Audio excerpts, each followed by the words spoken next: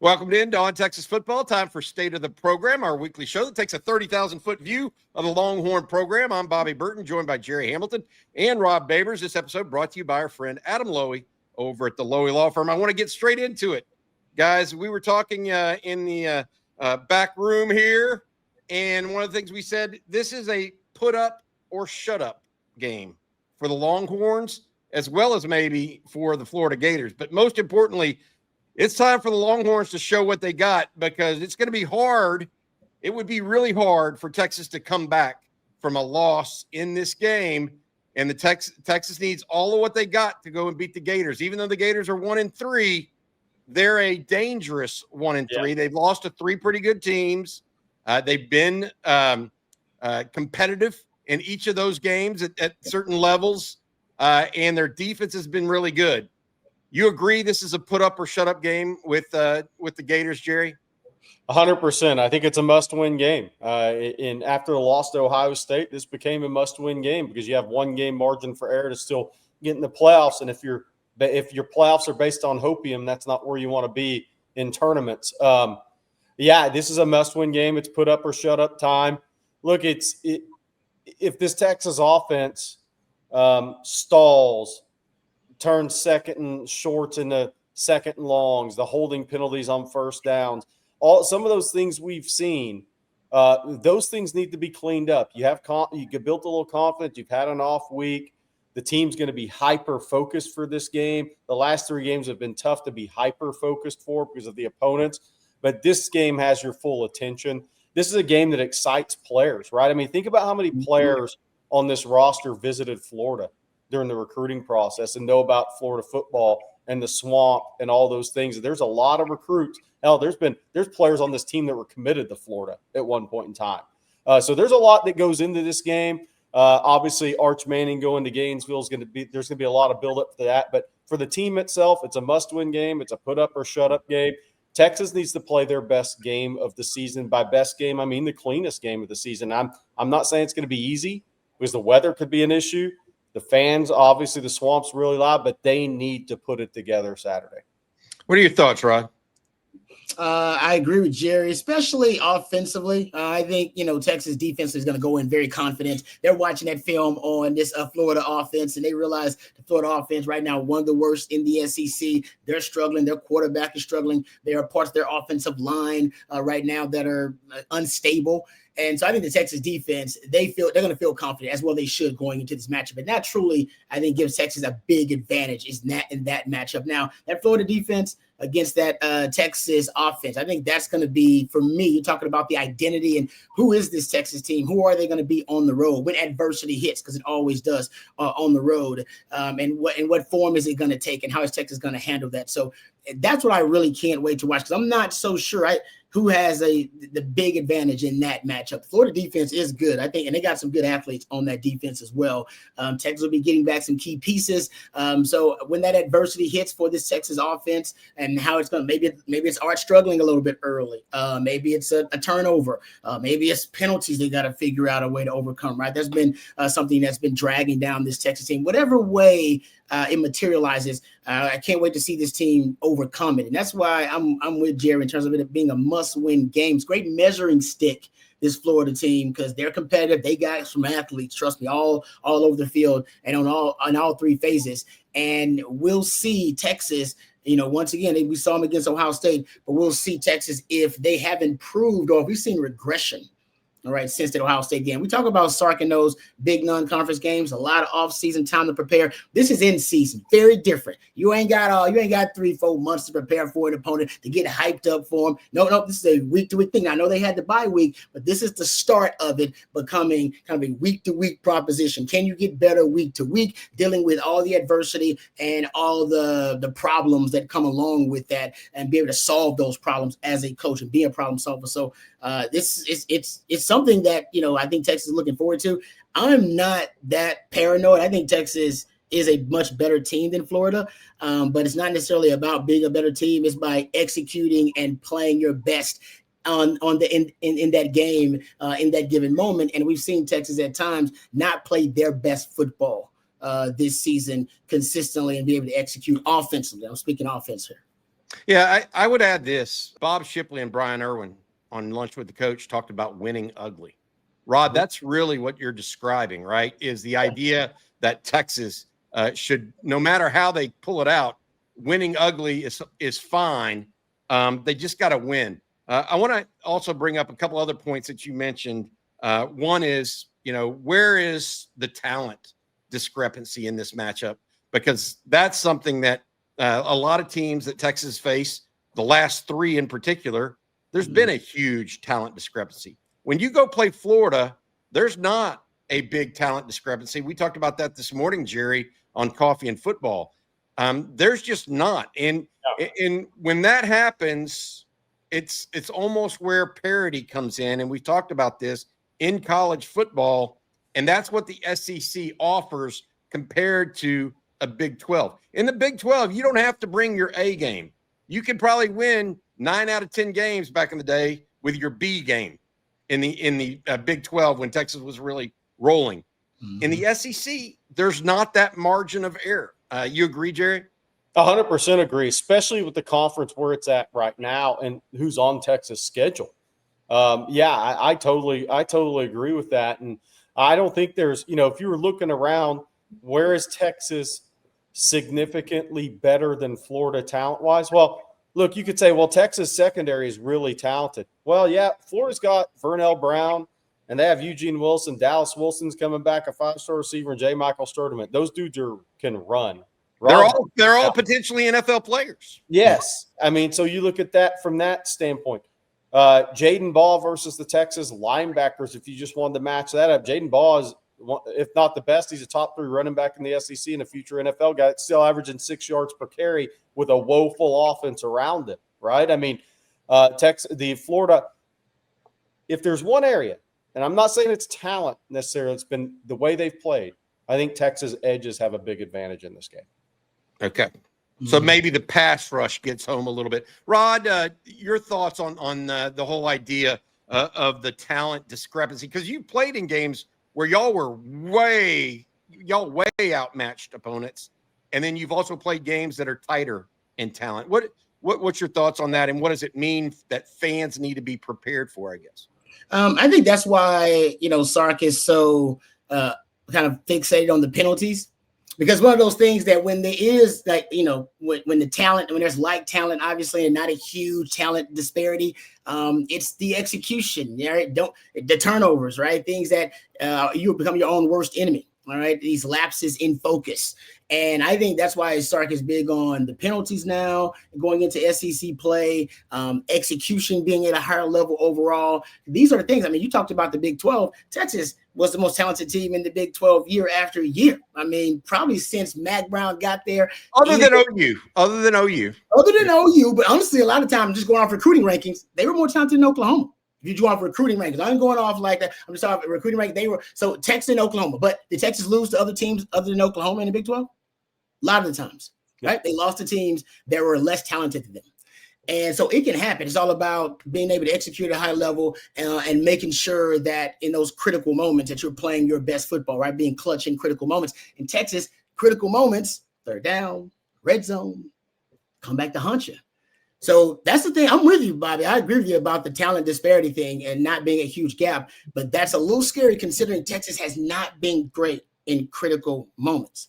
And they haven't been great in terms of the penalties. They've been a very undisciplined team so far this season, and that will be tested in this Florida game. If they come out and they average, they got there 9, 10 penalties, whatever, and they average that, and they come out and we see lapses in focus, and they can't string together consistent drives and being able to extend drives. Oh, this game gonna come down to a fourth quarter game, and if it's a fourth quarter game, anything can happen. Yeah, absolutely. Then the crowd's a factor in the game. Yes, no doubt. What you're basically saying is execution. Yeah. When talent becomes less of a factor, or less neutralized, not as much separation, execution becomes the thing that you're looking for, and that really is, frankly, who decides or what decides someone is a better team than another. If you execute in critical junctures, like Rod talked about. All right, we got some other things we want to talk about, but first, make sure we say thank you to our sponsor. That is Adam Lowy of the Lowy Law Firm. If If you've been injured in a car wreck, truck wreck, automobile accident of any kind, from 18-wheeler to ATV, make sure you reach out to Adam and his group at Lowy Law Firm for a free, no strings attached consultation to see if you might be due compensation. That's right. They'll give you a free consultation, no strings attached. LoweyLawFirm.com. Adam and his group have been helping injured Texans for 20 plus years. Again, LoweyLawFirm.com. Thank you to Adam for sponsoring State of the Program and On Texas Football. Guys, the other thing that we need to talk about is the health of this Texas team. Steve Sarkisian will release the Texas health, what did they call it? The monitor update, injury update. Yeah, whatever it is. It happens this afternoon, right? We know behind the scenes that there's going to be some tweaks to that maybe people aren't expecting. I mean, I know personally. And we're waiting for Sark and those guys to do. I'm not going to sit here and blab to the world so that Florida you're doubtful for breaking the news. Yeah, exactly. I'm not going to do that. I'm doubtful for breaking the news in that way. But there are going to be some hiccups in there for Texas, I think. We'll see how many. But, Texas, we've been bragging on them being fairly healthy. Florida has been starting to accrue some injuries. They lost one of their top defensive linemen, or maybe two of them. They lost one of their top corners. They've lost some guys. DJ Lagway himself has not been healthy all the way through. Do you think injuries and health will play a real factor in this game, or is it not enough to really matter, and it's just going to be roll it out there and see who wins? What do y'all think on that? I think it will be a factor. I just think for Florida, they're on the disadvantageous side of this conversation, right? Because they played so many powerhouse programs already played, Miami, played, South Florida was a physical game for them too, played LSU. I think that playing all of those, playing those types of teams and getting into those physical matchups, you've seen it already. It's kind of worn them down a little bit. I think for Texas, they had one of those matchups, and Texas seemed relatively healthy coming out of that one big time powerhouse matchups, and that's what SEC play is ultimately. Is that I'm knocking on wood here, by mid-season or the midterm or kind of that SEC play or the end of it, Texas unfortunately is going to have some injuries as well that end up piling up. Everybody will. It's just such a long, brutal schedule. But I do think Texas right now is on the better side of the injury conversation because they haven't had so many physical matchups leading up to the Florida game. Let me ask you this, right? I'm going to stay with you. Is it Florida more battle tested than Texas? That is fair. No, there's no doubt. I mean, I think the Ohio State matchup helps Texas because they know how elite football looks. All right. That's an elite football team with elite talent. So they know how it looks. They got there. But for Florida, I guess they're more calloused at this point. Right? They won't be shell shocked by Texas talent at all. Or by the physicality that Texas has or the speed. They won't be shell-shocked by it. And so they won't have to get up to speed. They did have that bye week as Texas did, but I'll give you that. I think that could be an advantage. How much of an advantage, considering Texas has played against Ohio State, arguably the best team in the country, and played them down to the wire. I don't know if it's that much of an advantage, but I will give you that. I'll see that, Bobby, no doubt. Yep. Jerry? Yeah, look, you hit on something that I haven't talked about much this year. I think Florida has an advantage in this game because they have played LSU and Miami. Mm-hmm. I do think that matters because Texas, while they've played Ohio State, Texas then played San Jose State, UTEP, and Sam Houston State. And I don't even want to discount South Florida. Florida's last three games have been against teams we talked about talent neutralized between Texas and Florida. Florida's been playing against teams that had fast football players and really good individual talents. And good quarterback play, by the way. Not great, but Garrett Nussmeier is a draft pick. Carson Beck will probably be a draft pick on some level. He may throw it to the other team too much ultimately, but those guys are accomplished college quarterbacks. And LSU's got a bunch of fast dudes that catch the football and run really fast after they catch it. So that's the one advantage Florida has. It's not like Texas is going to have a chance to overwhelm Florida with anything they do. Florida's going to be they're going to be like, yeah, we've seen this before. oh, you're going to try to run it at us? Well, Miami has an unbelievable offensive line. Yeah. So it's not like the Florida defensive linemen are going to get hit in the mouth and it's going to be something they haven't seen before.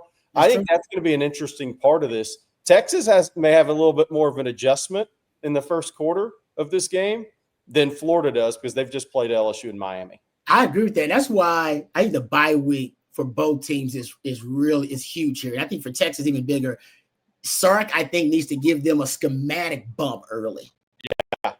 You need a schematic because you're right, Gerry. Ain't no way you're gonna be able to intimidate these guys early on, and ain't no way they're gonna be, eye popping, and they're gonna be shocked by your athleticism and your talent. But I think the scheme, and Sark has even kind of hinted maybe that they have been holding a little some back. That is the case. Now would be the time to unveil it early on in this game to kind of offset, like you said, maybe the advantage that Florida has that, hey, guys, we've actually played against better teams and better talent than you have. And maybe we haven't looked our best, but we haven't looked our best because we've been playing against the best. We'll look better as we get deeper into this SEC schedule. So that is concerned. I think Sark can alleviate that by giving them a little schematic advantage early on. And Bobby, on the flip side of that real quick, the Texas team has played in a lot of big games. They're going to it's not like they're going to walk into the swamp with their eyes big either. I know the swamp can be intimidating. It's a tough place to play. This team has played in a lot of big games. They may be that way on defense, Gerry, but they're not that way on offense. I mean, but these guys have been on teams that played in big games. I mean, it matters, man. I mean, it matters that even if Connor Stroh wasn't in the game, he's been on a team that's prepped and been part of big games. They've been there on the sidelines for big games. They've been around the pressure of big games. Now, does that have something to do with difference in performance? But, I mean, I think sometimes we forget that, how many guys played against Ohio State last year in a national college semifinal that are on this team this year? I mean, Hero Canoe was on a team that won a national title last year. I get it. It's just the majority of those players are on defense for the Longhorns and not on offense. I think that the game itself, we've talked about execution. I mean, and Gerry, you said you don't want to sell hopium. I love that term, by the way. that was a great one. I think this game is going to come down to some turnovers. I really, really believe that. And it should be inclement weather. How bad, we don't know. But and so when that sort of thing starts to happen, it's the team that executes the best. It's the team that, and the execution, y'all talked about playing clean. Well, obviously that includes penalties, but it also includes turnovers. Yep. Yeah. You don't want to give any team, either of these teams, the ball inside the 25 your own 25-yard line. That's just giving away points. And I think both of these defenses should be good. To Rod's point, though, I do look for Sark to potentially give Texas a schematic advantage somewhere in this game. Last year, Florida's defense, their head was spinning in the first half. It was. Right? I mean, they had this, what do they call that? The tornado reverse now that Sark created. They had the long pass play to the throwback screen to Trey Wisner that went for a touchdown. They had Gunnar Helm completely unguarded down the seam. They had Matthew Golden unguarded down for a touchdown catch. That's going to be interesting to me. How much we know Florida has improved, but LSU's not very good on offense. Okay, we know that now. Even with Nussmeier this year, they just don't have the offensive line. Miami is better on offense, but look, they're not Cam Ward. I mean, Carson Beck's not Cam Ward. They may have a better offensive line. South Florida still didn't score many points and isn't very good on offense, period.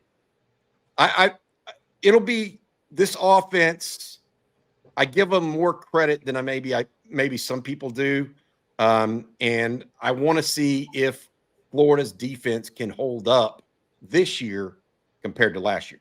Because last year, they got their butt handed to them and kind of embarrassed from a technique, strategy, whatever you want to call it. They blew coverages all over the place. And they had coaching changes because of it. Yeah, exactly. All right. That's going to do it. By the way, I want to say one other thing. Yeah, go for it.